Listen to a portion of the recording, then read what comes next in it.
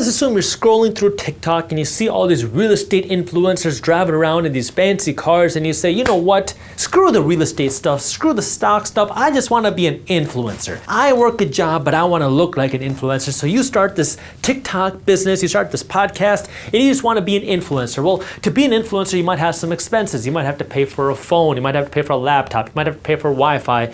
Maybe you need a couple other things. All that stuff can be a tax write-off for your business. And if your business is not generating enough money to pay for all those expenses, well, those expenses are now a loss in your business.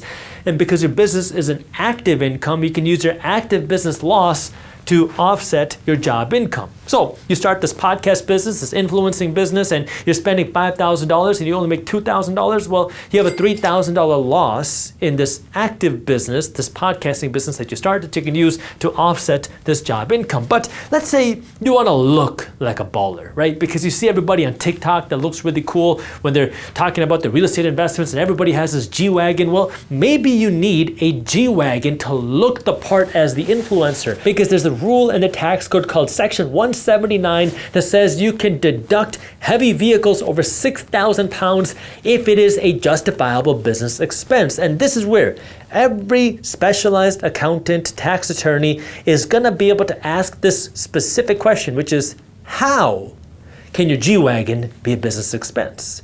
Because if you can say now that you are an influencer and you need to drive around in a G-Wagon to look the part and create content, well, now that G-Wagon is a business expense, and yes, you can write off that expensive G-Wagon because it has to weigh over 6,000 pounds. And yes, G-Wagons weigh over 6,000 pounds. And in case you don't know, Mercedes-Benz has an entire list on their website of all their vehicles that will qualify for the Section 179 deduction. So yes, there are ways to buy these fancy cars and have it be a business expense if you have a good accountant. But let's assume you have a little bit more of an established business. And let's just say that your business is making $100,000 a year. This is a small business. It could be a sole proprietorship, an LLC, an S-Corp.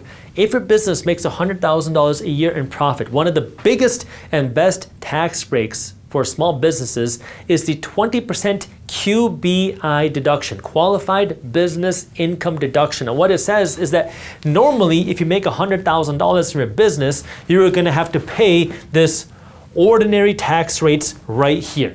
We know that that's the case because if you work a job and you made $100,000, you got to pay the ordinary tax rates. But what the IRS says is if you make this money as a small business owner, the first thing you get to do is qualify for QBI, which is a 20% write-off. So if you made $100,000, you get to take a $20,000 write-off. Why? Because that's what the tax code says. It's called QBI, and now your taxable income is $80,000. You don't have to do anything or show anything besides that it's the small business that you run. Well, now your taxable income is $80,000, not $100,000. So yes, if you are a business owner, you can qualify for this. You can qualify for the other ordinary and necessary expenses, but you have to be able to document everything. The key to be able to qualify for lower tax rates is to document how you're using it and why you're using it and how it aligns with the tax rule book.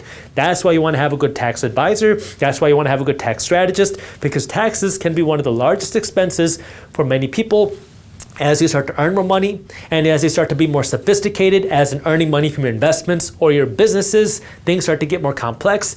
You want to get a good accountant, pay money for a good accountant. I spend a lot of money on my accountant, and the reason why I do that is because previously I had a very cheap accountant who I thought was saving me money because I was paying him less in accounting fees, but it ended up costing me a lot more in fines and overpayment in taxes. But when you have a good accountant, it's going to cost you a whole lot more, but it can allow you to pay a whole lot less in taxes 100% legally because the tax code is a rule book. If you enjoyed this clip and you want to continue your financial education journey, I have another video that I think you'll love. All you got to do is click that button right over there. And for those of you who want to stay up to date on the top finance and business news, you can join Market Briefs, my free financial newsletter, by clicking that button below. Thank you for watching, and I'll see you in the next one.